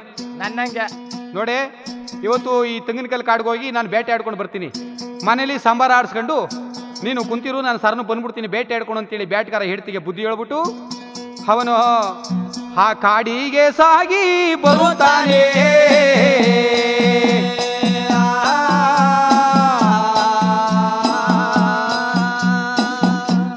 ಕಾಡಿಗೆ ಸಾಗಿ ಬಂದಾಗ ಬೇಟುಗಾರ ಅವನ ಕಣ್ಣಿಗೆ ಒಂದು ಉಡಾ ಕಂಡಿತು. ಬ್ಯಾಟ್ಕರ್ ಕಣ್ಣಿಗೆ ಆಹಾ, ಕಾಡು ಪ್ರಾಣಿ ಮಾಂಸಕ್ಕೆಲ್ಲ ಇದು ರುಚಿಯಾದ ಮಾಂಸ.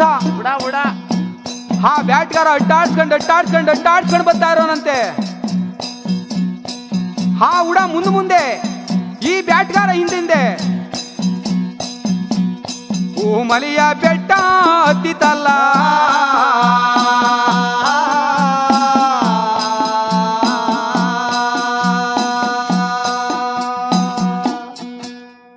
ಈ ಬ್ಯಾಟ್ಗಾರ ಹಿಂದೆ, ಈ ಉಡ ಮುಂದೆ ಹೋಯ್ತಾ ಇರುವಾಗ ಈ ಕಾಡು ಪ್ರಾಣಿ ಉಡಿಗೆ ಭಯ ಬಂದ್ಬಿಡ್ತು, ಬೆಟ್ಟ ಹತ್ಬಿಡ್ತು. ಇವನು ಹಿಡ್ಕೊಂಡ್ಬಿಡ್ತಾನೆ ಅಂತ ಇವನೇನ್ ಮಾಡ್ಬಿಟ್ಟ, ಇವನು ಆ ಬೆಟ್ಟಕ್ಕೆ ಹೋದ, ಹತ್ತಕ್ಕಾಗ್ಲಿಲ್ಲ. ಒಂದು ಮೆಂದೆಂಬು ಅಪ್ಕೊ ಬಂದಿತ್ತಂತೆ ಮ್ಯಾಲಿಂದ ಕೆಳಗಡಿಕೆ. ಹೌದು, ಆ ಮೆಂದೆಂಬ ಹಿಡ್ಕೊಂಡು ಇವನು ಹತ್ಬಿಟ್ಟ ಮ್ಯಾಲಕ್ಕೆ. ಬ್ಯಾಟ್ಕರ ಅವಾಗ ಈ ಉಡ ಏನ್ ಮಾಡ್ಬಿಡ್ತು, ಒಳಗಡೆ ಹೋಯ್ತಲ್ಲ, ಒಳಗಡೆ ಒಂದು ಭಾರಿ ಗವಿ. ಅಲ್ಲಿ ಆ ಗವಿ ಒಳಗಡೆ 700 ವರ್ಷ ತಪಸ್ಸು ಮಾಡ್ತಿದ್ರಲ್ಲ ರೇವಣ ಸಿದ್ದೇಶ್ವರ, ಆ ಗವಿ ಒಳಗೆ ಆ ರೇವಣ ಸಿದ್ದೇಶ್ವರನ ಪಾದನ ಹೋಗಿ ತಪ್ಕೊಬಿಟ್ಟಿದೆ ಈ ಉಡ. ಬೈಯಕ್ಕೆ ಇವನೇನ್ ಮಾಡ್ದ, ಇವನು ಗವಿ ಒಳಗಡೆ ಹೊಂಟೋದ. ಕತ್ಲೆ ಆಗೋಯ್ತು ಬ್ಯಾಟ್ಗಾರನಿಗೆ. ಗವಿ ಒಬ್ರು ಮಕ್ಕ ಒಬ್ರು ಕಾಣಲ್ಲ. ಈ ಗವಿ ಒಳಗಡೆ ಎತ್ತಲಾಗೋಯ್ತಿದು, ಎಲ್ಲಗಿಗೂ ಜಾಗ ಇಲ್ಲ, ಇದು ಯಾವತ್ತಿದ್ರು ನನ್ನ ಪಾಲೆ ಅಂತೇಳಿ ಏನು ಹುಡುಕಾಡುವನಂತೆ ಗವಿ ಒಳಗಡೆಲ್ಲ. ಬ್ಯಾಟ್ಕರ ಹುಡುಕಾಡಿ ಒಚ್ಚಾರೆ ಮೂಲೆಗೆ ಬಂದಂತೆ ಬ್ಯಾಟ್ಗಾರ. ತಡ್ಕಾಡ್ಕೊಂಡು ಬರುವಾಗ ತಲೆ ಸಿಕ್ತಂತೆ. ಅವನ ಕೈಗೆ ಇನ್ನೊಂದು ಸ್ವಲ್ಪ ಕೆಳಗಡೆ ಕೈ ಹಾಕ್ತಾ ಕಣ್ಣು ಮೂಗು ಬಾಯಿ ಸಿಕ್ತು. ಏನಿದು? ಇನ್ನ ಒಂದು ಸ್ವಲ್ಪ ಕೆಳಗಡೆ ಕೈ ಹಾಕಿ ಸಾವ್ರ್ಕೊಂಡು ಬಂದ. ಕೈಗಳು ಕಂಡು ಹೊಟ್ಟೆ ಸಿಕ್ಕಿತು. ಇನ್ನೊಂದು ಸ್ವಲ್ಪ ಕೆಳಗೆ ಕೈ ಹಾಕ್ತಾ ಕಾಲುಗಳು ಕಂಡು ಇನ್ನೊಂದು ಸ್ವಲ್ಪ ಕೆಳಗಡೆ ಕೈ ಹಾಕದಂತೆ ಉಡಾ ಕೈ ಸಿಕ್ಕೋಯ್ತು ಈ ಬ್ಯಾಟ್ಗಾರನಿಗೆ. ಓ, ಸಂತೋಷ ಆಗೋಯ್ತು ಅವಾಗ. ಆಹಾ, ಎಲವೇ ಕಾಡು ಪ್ರಾಣಿ ಉಡುವೆ, ಈ ಬ್ಯಾಟ್ಗಾರನ ಕೈಯಿಂದ ತಪ್ಪಿಸ್ಕೊಂಡೋಗಕ್ಕೆ ಯಾರಿಂದನೂ ಸಾಧ್ಯವಿಲ್ಲ. ಬಾ ಅಂತೇಳಿ ಮುಕ್ಕರ್ಕೊಂಡು ಹೇಳ್ದನಂತೆ. ಆ ಉಡ ತಪ್ಪಿಕೊಬಿಟ್ಟಿದೆ ಬಿಗ್ಯಾಗೆ. ಎಷ್ಟು ಹೇಳಿದ್ರು ಬರಲ್ತು. ಇಲ್ಲ, ಇವನ ಅತ್ತ ಗೆಳೆಯ ಈ ಉಡ ಬಿಗ್ಯಾಗ ಯಾವಾಗ ತೊಡೆ ತಬ್ಬಿತು ರೇವಣ ಸಿದ್ದೇಶ್ವರನಿಗೆ ಎಚ್ಚರವಾಗೋಯ್ತು. ಆಗ ಆಗ ಹಾ, ರೇವಣ ಸಿದ್ದೇಶ್ವರ ಗೈ ಒಳಗಡೆ ಪಕ್ಕನೆ ಕಣ್ಣ ಬಿಟ್ಟಿದಾರಂತೆ. ಆ ಗವಿಯಾದ ಗವಿ ಎಲ್ಲ ದಿಗ್ಗಿನ ಬೆಳಕಾಯ್ತು. ಈ ಬ್ಯಾಟ್ಕಾರನ ಭಯ ಬಂದ್ಬಿಡ್ತು. ಭಯ ಬರೋ ಮಾತಲ್ವಾ? ಇವನಿಗೆ ಜೀವ ಎಲ್ಲ ನಡುಗ್ಲು ಬಂದ್ಬಿಡ್ತು. ಅಯ್ಯಯ್ಯೋ ಶಿವ, ನಾನು ಈ ಕಾಡಲ್ಲಿ ಎಲ್ಲೆಲ್ಲೋ ಬ್ಯಾಟಿ ಆಡಿದ್ದೀನಿ, ಇಂಥ ಬೆಳಕು ಎಲ್ಲೂ ಸಿಕ್ಕಲಿಲ್ಲ, ಯಾವ ಕಾಡಿಲೂ ಇಲ್ಲ. ಈ ಗವಿ ಒಳಗಡೆ ಈ ರೀತಿ ಇದ್ದಕ್ಕಿದ್ದಂಗೆ ದಿಗ್ಗಿನ ಬೆಳಕಾಗ್ಬೇಕಾದ್ರೆ ಇವನಿಗೆ ಪಚ್ಚಿ ಎಲ್ಲ ನಡುಗಲು ಬಂದ್ಬಿಡ್ತು ಬ್ಯಾಟ್ಕಾರನಿಗೆ. ಏನೇ ಇದೆ ಅಂತ ಹೊಚ್ಚರೆ ಮೂಲೆಯಲ್ಲಿ ಗಡ ಗಡ ಗಡ ಗಡ ಗಡನೆ ನಡಗಿ ನಿಂತ್ಕೊಬಿಟ್ಟಂತೆ ತನ್ನಷ್ಟು ತಾನೇನೆ. ರೇವಣ ಸಿದ್ದೇಶ್ವರ ಹಾಗ ಕೇಳ್ತಾ ಇರೋರಂತೆ, ಯಾರಪ್ಪ ಮಗು ನೀನು? ಮಗು ಮಾತಾಡಪ್ಪ, ಯಾರಪ್ಪ ನೀನು? ಇವನು ಮಾತಾಡ್ಲಿಲ್ಲ. ಭಯ, ನಾಲಿಗೆ ಒಳ್ಳಲ್ಲ. ಭಯ. ಆ ಸ್ವಾಮಿಯವ್ರ ಜೊತೆಲಿ ನಿಂತ್ಕೊಂಡು ಮಾತಾಡಕ್ಕೆ ಧೈರ್ಯವಿಲ್ಲ ಈ ಬ್ಯಾಟ್ಗಾರನಿಗೆ. ಇಲ್ಲ ಕಣಣ. ಮಗು ಮಗು ಮಾತಾಡಪ್ಪ, ನಾನು ಒಬ್ಬ ದೇವ್ರು, ಮಾತನಾಡಪ್ಪ, ನಿನಗೇನು ಭಯ ಇಲ್ಲ, ಮಾತನಾಡಪ್ಪ ಅಂದ್ರಂತೆ. ಬುದ್ಧಿ ಬುದ್ಧಿ, ಈ ಗವಿ ಒಳಗಡೆ ತಾವ್ಯಾರು ಬುದ್ಧಿ? ಹೇಳಿ ಬುದ್ಧಿ. ನಿಮ್ಮ ಜೊತೆಲೆ ಮಾತನಾಡಕ್ಕೆ ನನಗೆ ಧೈರ್ಯ ಸಾಲ್ತಾ ಇಲ್ಲ ಬುದ್ಧಿ, ತಾವ್ಯಾರು ಬುದ್ಧಿ? ಮಗು, ನಾನು ರೇವಣ ಸಿದ್ದೇಶ್ವರ ಕಣಪ್ಪ. ನಾನು 700 ವರ್ಷ ಈ ಗೈ ಒಳಗಡೆ ನಾನು ಒಬ್ರು ಕಣಗೂ ಗೋಚರವಿಲ್ಲದಂತೆ ತಪಸ್ಸು ಮಾಡ್ತಿದ್ದೆ. ಇಲ್ಲವರೆಗೂ ಇವತ್ತು ನನ್ನನ್ನ ಬಂದು ನೀನು ಎಚ್ಚರ ಮಾಡಿರ್ಬೇಕಾದ್ರೆ ನೀನ್ ಯಾರಪ್ಪ ಮಗು? ಹೇಳಪ್ಪ. ಬುದ್ಧಿ, ನೀವು ರೇವಣ ಸಿದ್ದೇಶ್ವರನೇ, ನಾನೊಬ್ಬ ಬ್ಯಾಟ್ಗಾರ ಬುದ್ಧಿ. ಕಾಡಲ್ಲಿ ಬೇಟೆ ಆಡ್ಕೊಂಡು ಬರುವಾಗ ಒಂದು ಹುಡ ಕಂಡಿತು. ಆ ಹುಡ ಅಟ್ಟಾಡ್ಸ್ಕೊಂಡು ಬರುವಾಗ ಹುಡ ಈ ಗೈ ಒಳಗಡೆ ಬಂದ್ಬಿಟ್ಟಿದೆ ಬುದ್ಧಿ. ಈ ಗೈ ಒಳಗಡೆ ಬಂದು ನೀನು ಪಾದವನ್ನು ತಬ್ಬಿಟ್ಟಿದೆ. ಆ ಹುಡನ ಹಿಡ್ಕೊಂಡು ನಾನು ಎಳಿಬೇಕಾದ್ರೆ ನೀವು ಕಂಡುಬಿಟ್ಟು ನನ್ನನ್ನು ನೋಡಿದಿರಿ ಬುದ್ಧಿ. ನಾನೊಬ್ಬ ಬ್ಯಾಟ್ಗಾರ ಅನ್ನಂತೆ ಈ ಬ್ಯಾಟ್ಗಾರ ಆದವನು. ಮಗು, ಬ್ಯಾಟ್ಗಾರ ಹೆದರ್ಕಬೇಡ ಕಣಪ್ಪ. ಇಲ್ಲಿವರೆಗೂ ನನ್ನನ್ನು ಎಚ್ಚರ ಮಾಡಿದವರು ಮಾನಭಾವರು ಯಾರೂ ಇರಲಿಲ್ಲ. ಈ ಗವಿ ಒಳಗಡೆ ಬಂದವರೇ ಇರಲಿಲ್ಲ. ಇಲ್ಲ, ಇವತ್ತು ಈ ಗವಿ ಒಳಗಡೆ ನೀನು ಬಂದು ನನ್ನನ್ನು ಎಚ್ಚರ ಮಾಡಬೇಕಾದ್ರೆ ರೇಣು ಸಿದ್ರು ಈ ಗವಿ ಒಳಗಡೆ ಅವರೇ, ಈ ಬೆಡ್ತಿಲ್ಲ ಅವರೇ ಅನ್ನೋದು ಯಾರಿಗೂ ಗೋಚರವಾಗಬಾರದು. ಯಾರಿಗೂ ಹೇಳಬೇಡದು. ನಿನಗೆ ಎಷ್ಟು ಬೇಕಾದ್ರೂ ಕೇಳು, ಭಾಗ್ಯನ ನಾನು ಕೊಡ್ತೀನಿ. ಏನು ಬೇಕಾದ್ರೂ ಕೇಳು, ವರ ನಾನು ಕೊಡ್ತೀನಿ. ರೇವಣ ಸಿದ್ದು ಅಂತೇಳಿ ಯಾರಿಗೂ ನನ್ನ ಸುದ್ದಿ ಮಾತ್ರ ಎತ್ತು ಕುಡುದು. ಇಲ್ಲ, ಅವ್ರೇ ಅಂತ ಹೇಳಕ್ ಕೊಡುದು. ಅಕಸ್ಮಾತ್ ಏನಾರ ರೇವಣ ಸಿದ್ದು ಅಂತ ನಿನ್ನ ಬಾಯಲ್ಲಿ ಅಕ್ಷರ ಬಂದ ತಕ್ಷಣವೇ ನಿನ್ನ ತಲೆ ಶಾಸ್ತ್ರದೊಳಾಗೋಗ್ಲಿ. ಈ ಪ್ರಕಾರವಾಗಿ ರೇವಣ ಸಿದ್ದೇಶ್ವರ ಹೇಳಿದಾಗ ಆಗ್ಲಿ ಬುದ್ಧಿ. ನನಗಿಷ್ಟೆಲ್ಲ ಭಾಗ್ಯ ಕೊಟ್ಟ ಮೇಲೆ ನಾನು ಯಾಕೆ ನಿಮ್ಮ ಸುದ್ದಿ ಹೇಳಿ ಬುದ್ಧಿ? ನಿಮ್ಮ ಪಾದ ಸತ್ಯವಾಗ್ಲೂ ನಾನು ನಿಮ್ಮ ಸುದ್ದಿಯನ್ನ ಯಾರ ಜೊತೆಲೂ ನಾನು ಹೇಳುವುದಿಲ್ಲ ಅಂದ ಬ್ಯಾಟ್ಗಾರ. ನಾನು ಬರ್ತೀನಿ ಬುದ್ಧಿ ಅಂತ ಹೇಳಿ ಆ ಬ್ಯಾಟ್ಗರ ಗವಿಯಿಂದ ಈಚೆ ಬಂದದೆ ಸರಿ. ಸ್ವಾಮಿ ಸತೋಸ್ತು ಅಂತ ಹೇಳಿ ಈ ಕಡೆ ಆಶೀರ್ವಾದ ಮಾಡಿದ್ರಂತೆ. ಆ ಬ್ಯಾಟ್ಗಾರನಿಗೆ ಬೇಕಾದಂತ ಭಾಗ್ಯನೇ ಬಂದ್ಬಿಟ್ಟಿದೆ. ಅಲ್ಲಿ ಏನೇನಡು? ಏನು ಚಿನ್ನ ಬೆಳ್ಳಿ ಬಂಗಾರ ಮುತ್ತು ರತ್ನವೇ ಬಂದ್ಬಿಟ್ಟಿದೆ. ಈ ಬ್ಯಾಟ್ಗಾರ ಬೆಟ್ಟವನ್ನ ಇಳಿಗಿ ಹೋದ ಕಣ್ಣಣ್ಣ ಅವನ ಮನೆಗೆ. ಎಡ್ತಿ ನೋಡಿದ್ಲು, ರೀ ಎನ್ಲು. ಯಾಕೆ? ಎಂಬೆಲ್ ನೀರು ತಗೊಂಡು ದಡಾರ್ ನೀಚು ಬಂದ್ಲು. ಸಂತೋಷ ಅಲ್ವ ಇವಳಿಗೆ? ಇಲ್ವೇ? ಅಲ್ಲ ಕಣ್ರಿ, ಸಾಂಬಾರ ಆಡ್ಸ್ಕೊಂಡಿರೇ ನಾನು ಬ್ಯಾಟೆ ಆಡ್ಕೊಂಡು ಬಂದ್ಬಿಡ್ತೀನಿ ಅಂತ ನೀವು ಬೇಟೆ ಶಿಕಾರಿಗೆ ಹೋದ್ರಲ್ಲ. ನಾನು ಸಾಂಬಾರ ರುಬ್ಬಿ ಮಡಗಿದ್ದೀನಿ, ಎಲ್ರಿ ಏನು ತರಲಿಲ್ಲ, ಹಂಗೆ ಬಂದಿದ್ದೀರಿ? ಅಯ್ಯೋ, ಬ್ಯಾಟೆ ಮನೆ ಮಾರತೋಗ ಇಷ್ಟು ಭಾಗ್ಯವಲ್ಲ ಎಲ್ಲಿಂದ ಬತ್ತೆ ಎಂದ ಗಂಡ. ನನಗೇನ್ರಿ ಗೊತ್ತು, ನಾನೇ ಮನೆ ಒಳಗಿದ್ದೆ, ಇದ್ಕಿದಂಗೆನೆ ಭಾಗ್ಯ ಎಲ್ಲ ಬಂದ್ಬಿಡ್ತದೆ ಕಣ್ರಿ. ನೋಡಿ, ಆ ಪರಮೇಶ್ವರ ನಮ್ಮ ಸತ್ಯ ಭಕ್ತಿಗೆ ಎಡ್ತಿ ಗಂಡ ನಾವಿಬ್ರು ಬಡಸ್ತಾನದಲ್ಲಿ ಇದ್ವಲ್ಲ, ಆ ಬಡಸ್ತಾನದಲ್ಲಿ ಇದ್ದಕ್ಕೆ ನಮ್ಗೆ ಶಿವ ಭಾಗ್ಯ ಕೊಟ್ಬಿಟ್ಟವ್ರ ಕಣೆ. ನಮ್ಗೆ ರೀ, ನಾವು ಶಪ್ಪನಗುಡ್ಲಲ್ಲಿ ಎಷ್ಟು ದಿನ ಕಾಲ ಕಳೀತಿದ್ದೋ, ಇವತ್ತು ಬರ್ತೀವಿ ಆ ಶಿವನಿಗೆ ನಮ್ಮ ಮೇಲೆ ದಿಷ್ಟಿ ಇರ್ಬೇಕು ಅಂತೇಳಿ ಏನ್ ಎಡ್ತಿ ಗಂಡ ಇಬ್ರು ಸಂತೋಷದಲ್ಲಿ ಇರೋರಂತೆ. ಸಂತೋಷದಲ್ಲಿರುವಾಗ ಈ ಕಡೆ ತೆಂಗಿನಕಲ್ಲಿ ಪ್ರಾಂತ್ಯದಲ್ಲಿರ್ತಕ್ಕಂಥ ಚಾಮರಾಸ ಒಬ್ಬ ಪಾಳ್ಯಗಾರ ಇದ್ದ. ಪಾಳ್ಯಗಾರ ಅಂದ್ರೆ ಸುತ್ತಮುತ್ತ ದಡ್ಡಿ ಜನಗಳೆಲ್ಲ ಅವನಿಗೆ ಕೂಲಿಗೆ ಹೋಗ್ಬೇಕಾಗಿತ್ತು. ಕೂಲಿ ಕೆಲ್ಸಕ್ಕೆ ಅಲ್ಲಿಗೆ ಹೋಗ್ಬೇಕಾಯ್ತು. ನಮ್ಮೂರು ಪಟೇಲ್ರಿಗೆ ಊರ್ ಜನವೆಲ್ಲ ಹೋಯ್ತಾರಲ್ಲ ಕೂಲಿಗೆ. ಹೌದ್ ಕಣ್ಣ.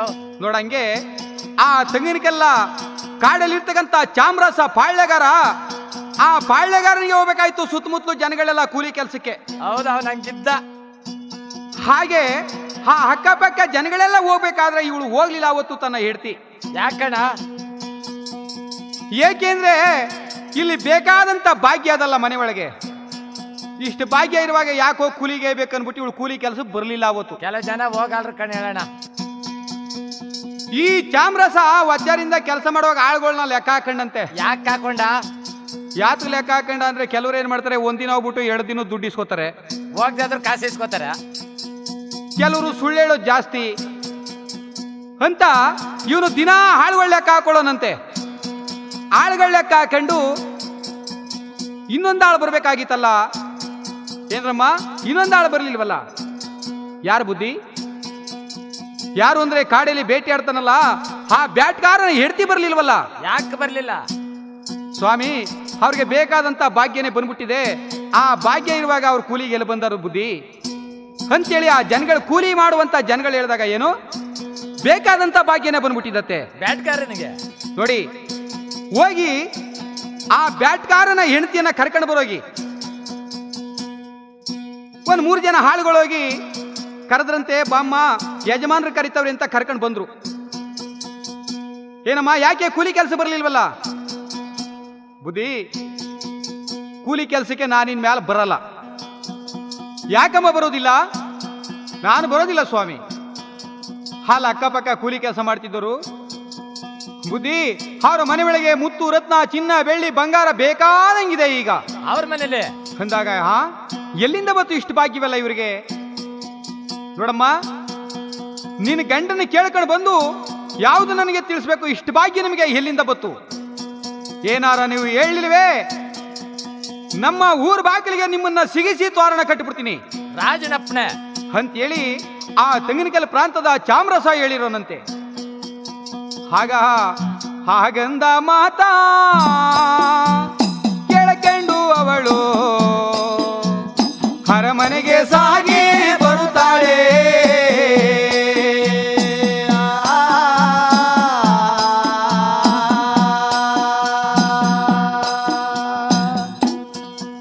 ಅರಮನೆಗೆ ಸಾಗು ಬಂದ ಮೇಲೆ ಹೆಂಡತಿ ಗಂಡ ಇಬ್ಬರುವೆ ಅಡಿಗೆ ಮಾಡಿ ಊಟ ಮಾಡ್ಕೊಂಡು ಮಂಚದ ಮೇಲೆ ಕುಂತ್ಕೊಂಡು ತಾಂಬೂಲಗಳನ್ನ ಹಾಕೊಳ್ಳುವಾಗ ಗಂಡನ ಪ್ರೀತಿಯಿಂದ ಕೇಳ್ತಾ ಇರೋಳಂತೆ. ಕೆಲವು ಜನ ಹಂಗೆ ಕೇಳ್ತಾರ ಕಣ್ ಹೇಳೋಣ, ಅವ್ರ ಕೆಲಸ ಗೆಲ್ಬೇಕು ಅಂದ್ರ.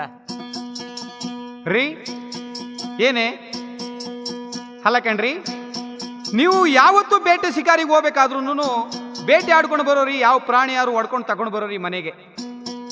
ಅವತ್ತೊಂದು ದಿವಸ ನೀವು ಬಿರಿ ಕೈಲಿ ಬಂದ್ರಲ್ಲ, ಯಾಕೋ ನನಗೆ ಅನುಮಾನ ಇದೆ ಕಣ್ರಿ. ನೀವು ಅಷ್ಟು ಸಂತೋಷ ಬಂದ್ರಿ ಬರಿ ಕೈಲಿ. ಈ ಮನೇಲಿ ನೋಡಿದ್ರೆ ಅವತ್ತೇನೆ ಬೇಕಾದಂತ ಭಾಗ್ಯನೇ ಬಂದ್ಬಿಡ್ತು ನಮಗೆ. ಹೇಳ್ರಿ, ಇದ್ರಲ್ಲಿ ಏನೋ ಇದೆ ಹೇಳ್ರಿ, ಭಾಗ್ಯ ಯಾಕೆ ಬತ್ತು?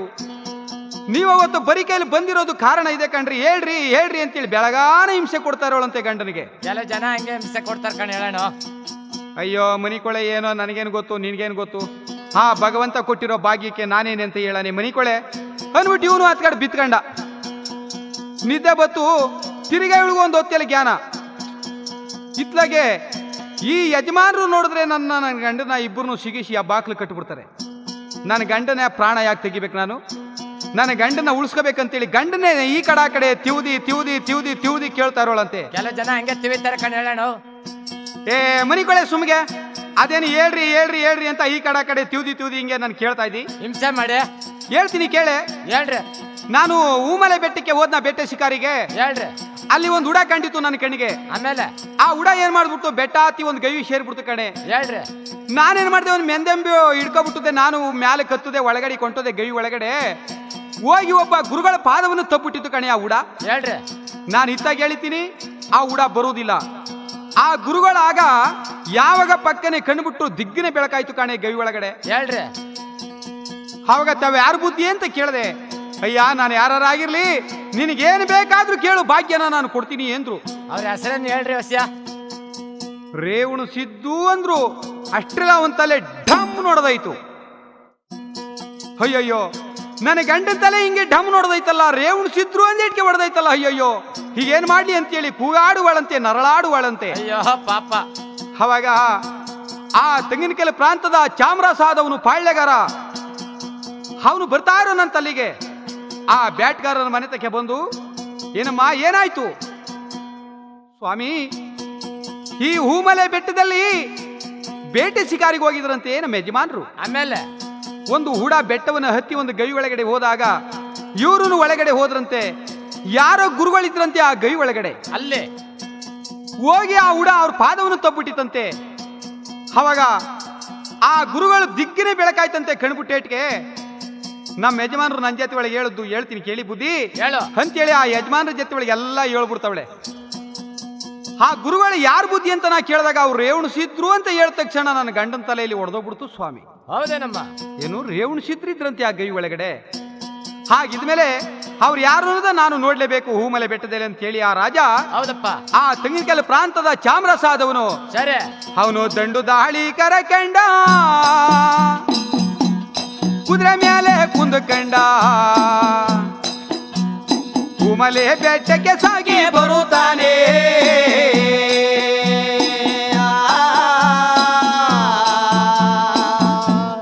ಶಕ್ತಿವಂತ ಶರಣ ಚಾಮರಾಸ.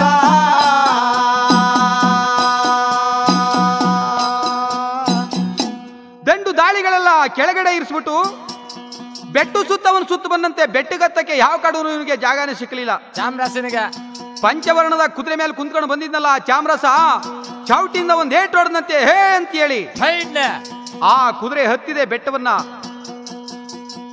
ಹತ್ತಬೇಕಾದ್ರೆ ಹಿಂದ್ಗಡೆಯಿಂದ ಆ ಕುದುರೆ ಹೆಜ್ಜ ಇಳಿತಾ ಇರೋದಂತೆ ಕಲ್ಲಿನ ಮೇಲೆ. ಹೌದ್ ಕಣ. ಒಳಗಡೆ ಹೋಗಿ ಕುದುರೆನ ಬಿಟ್ಟುಬಿಟ್ಟು ಗೈ ಒಳಗಡೆ ಹೋಗಿ ನೋಡದಂತೆ. ಆಹಾ, ಏನ್ ಇಷ್ಟು ಬೆಳಕಾಯ್ತದಲ್ಲ ಈ ಗವಿ ಒಳಗಡೆ. ಬುದ್ಧಿ, ತಾವ್ ಯಾರು ಬುದ್ಧಿ ಅಂತ ಕೇಳ್ದ ಈ ಚಾಮರಾಸ. ಕಂದ, ಈ ಬೆಟ್ಟದಲ್ಲಿ ಈ ಗವಿ ಒಳಗಡೆ ಬಂದಿರೋನು ನೀನು ಯಾರಪ್ಪ? ಹೇಳಪ್ಪ. ಬುದ್ಧಿ, ನಾನು ಯಾರಾಗಿರ್ಲಿ ಬುದ್ಧಿ, ನಾನು ತೆಂಗಿನಕೆರೆ ಪ್ರಾಂತದಲ್ಲಿ ಪಾಳ್ಯಗಾರನ ಬಾಳ್ತಿದೆ ಚಾಮರಾಸ ಅಂತ ಹೇಳ್ದ ಇವನು ಚಾಮರಾಸ. ಅಯ್ಯ, ನಾನು ರೇವಣಿಸಿದ್ದು ಅಂತೇಳಿ 700 ವರ್ಷ ನಾನು ಇಲ್ಲಿ ತಪಸ್ ಮಾಡ್ತಾ ಇದ್ದೀನಪ್ಪ ಗವಿ ಒಳಗಡೆ. ನಾನು ಓಹೋ ಬುದ್ಧಿ, ನಿಮ್ಮ ಪಾದಕ್ಕೆ ನಮೋ ನಮೋ ಸ್ವಾಮಿ, ನಿಮ್ಮ ದರ್ಶನ ನನಗೆ ಸಿಕ್ತಲ್ಲ. ಆಗ ರೇವಣಿಸಿದ್ರು ಒಂದು ಯೋಚನೆ ಮಾಡಿದ್ರಂತೆ. ಏನಂತ? ಇವನು ದುರಾಂಕಾರದಿಂದ ದುರ್ಬುದ್ಧಿಯಿಂದ ಬಂದಿದ್ರೆ ಇವನಿಗೆ ಏನಾದ್ರು ಶಾಪ ಕೊಡಬಹುದಾಗಿತ್ತು. ನಾನು ಇವನು ಬಹಳ ಗುರುಬುದ್ಧಿಯಿಂದ ಬಂದು ನನಗೆ ನಮೋ ನಮೋ ಮಾಡುವಾಗ ಇವನಿಗೆ ಭಕ್ತಿಯಿಂದ ನಾನು ಹೊರ ಕೊಟ್ಟು ಕಳಿಸ್ಬೇಕು. ಸರಿ ಕಣಪ್ಪ. ಅಯ್ಯ ಚಾಮರಾಸ, ಏನ್ ಬುದ್ಧಿ? ನಿನಗೆ ಎಷ್ಟು ಬೇಕಾದ್ರೂ ನಿನಗೆ ಭಾಗ್ಯ ಕೊಡ್ತೀನಿ ನಾನು. ನೋಡು, ಈ ಬೆಟ್ಟಕ್ಕೆ ಬಂದು ನನ್ನ ದರ್ಶನ ಮಾಡೋದಕ್ಕೆ ವರ್ಷಕ್ಕೆ ಒಂದು ಸಲಿ ನನಗೆ ಕೊಂಡ ಬಂಡಿ ಹಾಲು ಪಲ್ಲಕ್ಕಿ ನೀನು ನಡೆಸ್ತೀಯಪ್ಪ. ಆಗ್ಬೋದು ಬುದ್ಧಿ. ಆಗ್ಲಿ ಬುದ್ಧಿ. ಬುದ್ಧಿ, ನಾನ್ ನಡೆಸ್ತೀನಿ ಬುದ್ಧಿ ಅಂತೇಳಿ ಆ ತೆಂಗಿನಕೆರೆ ಪ್ರಾಂತದ ಚಾಮರಾಸ ಹೌದು ಹೌದು ರೇವಣಿಸಿದ್ದನಿಗೆ ಕರಬೆತ್ತಿ ಕೈಯ ಮುಗಿದಿ. ಬುದ್ಧಿ, ನಾನು ನಾಳೆ ಸೋಮವಾರವೇ ಮೊದಲನೇ ಪೂಜೆಗೆ ನಾನು ಬರ್ತೀನಿ ಬುದ್ಧಿ ನಾನು ಅಂತೇಳಿ ಆ ಚಾಮರಾಸಾದವನು ಆಗ ಗವಿಯಿಂದ ಈಚೆ ಕಡೆ ಬಂದು ದಂಡು ದಾಳಿಗಳೆಲ್ಲ ಕರೆಕೊಂಡು ಆ ಹೂಮಲೆ ಬೆಟ್ಟವನ್ನ ಬಿಟ್ಟಿ ಅವನ ಮನೆಗೆ ಬಂದು ತುಂಬು ಸೋಮವಾರ ದಿವಸ ಗಾಡಿ ಮೇಲೆ ಹಣ್ಣು ಕಾಯಿಗಳೆಲ್ಲ ತುಂಬಿಕೊಂಡು ಮೊದಲನೇ ಸೋಮವಾರ ಪೂಜೆಗೆ ಬರ್ತಾ ಇರೋನಂತೆ ಆ ಚಾಮರಾಸ. ಹೌದು. ಆ ಹೂಮಲೆ ಬೆಟ್ಟ ಆ ಕುದುರೆ ಹತ್ತಿಸಿದಂತ ಸ್ಥಳದಲ್ಲಿ ಇವನು ನಾನು ಇದೇ ಜಾಗದಲ್ಲಿ ಹತ್ತೋಗ್ಬೇಕಂತೇಳಿ ಬರ್ತಾ ಇರೋನಂತೆ. ಇವಾಗ ಜನ ಅಲ್ಲೇ ಹೋಗೋದ್ ಕಣ ಹೇಳೋಣ. ಈಗಲೂ ಆ ರೇವಣಸಿದ್ದೇಶ್ವರನ ಬೆಟ್ಟಕ್ಕೆ ಹೋಗುವಂತ ಭಕ್ತರು ಆ ರಾಜ ಕುದುರೆ ಹತ್ತಿಸಿರುವಂತ ಜಾಗದಲ್ಲಿ ಹತ್ತಬೇಕು ಬೆಟ್ಟವನ್ನ. ಅಲ್ಲೇ ಪರಿಚಯ ಹೋಗ್ಬೇಕು. ಆ ಬೆಟ್ಟವನ್ನ ಹತ್ನಾರ್ದೆ ಚಾಮರಾಸ ಹಣ್ಣು ಕಾಯಿಗಳನ್ನ ತುಂಬಿಕೊಂಡು ಅಲ್ಲಿ ಭಕ್ತಿಯಿಂದ ರೇವಣಸಿದ್ದೇಶ್ವರನ ಪಾದ ನೆನಿತಾರೋನಂತೆ. ಯಾಗಪ್ಪ? ಸ್ವಾಮಿ ರೇವಣಸಿದ್ದ ಪ್ರಭುವೇ ಶಿವ, ಹರಕೆ ಹೊತ್ತು ಬಂದಿದ್ದನಪ್ಪ ನಿನ್ನ ನೋಡಲಿಕ್ಕೆ ಸ್ವಾಮಿ, ಕರುಣೆ ತೋರಿ ಸ್ವಾಮಿ ನನ್ನಪ್ಪ ರೇವಣಸಿದ್ದಪ್ಪ, ಸ್ವಾಮಿ ರೇವಪ್ಪ ರೇವಣಸಿದ್ದಪ್ಪ. ಬೆಟ್ಟವತ್ತಲು ಬಂದೇವಪ್ಪ ಹತ್ತಲಾರದೆ ಕುಂತಿದೆನಪ್ಪ, ಕೈಯ ಕೊಟ್ಟಿ ಕರಕೋಳಪ್ಪ ಸ್ವಾಮಿ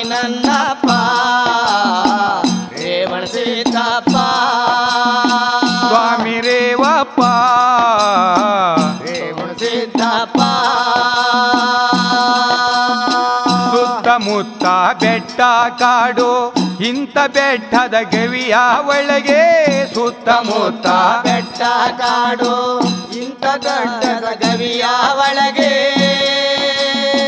ಹೇಗೆ ಹೋಗಿ ನೆಲೆಸಿದೆಯಪ್ಪ ಸ್ವಾಮಿ ರೇವಪ್ಪ ರೇವಣ ಸಿದ್ದಪ್ಪ ಸ್ವಾಮಿ ರೇವಪ್ಪ ರೇವಣ ಸಿದ್ದಪ್ಪ ಅದಕ್ಕೆ ಹೊತ್ತು ಬಂದಿದ್ದೆನಪ್ಪ ನಿನ್ನ ನೋಡಲಿಕ್ಕೆ ಸ್ವಾಮಿ ಕರುಣ ತೋರಿ ವರವ ನೀಡೋ ಸ್ವಾಮಿ ನನ್ನಪ್ಪ ರೇವಣ ಸಿದ್ದಪ್ಪ ಸ್ವಾಮಿ ನನ್ನಪ್ಪ ರೇವಣ ಸಿದ್ದಪ್ಪ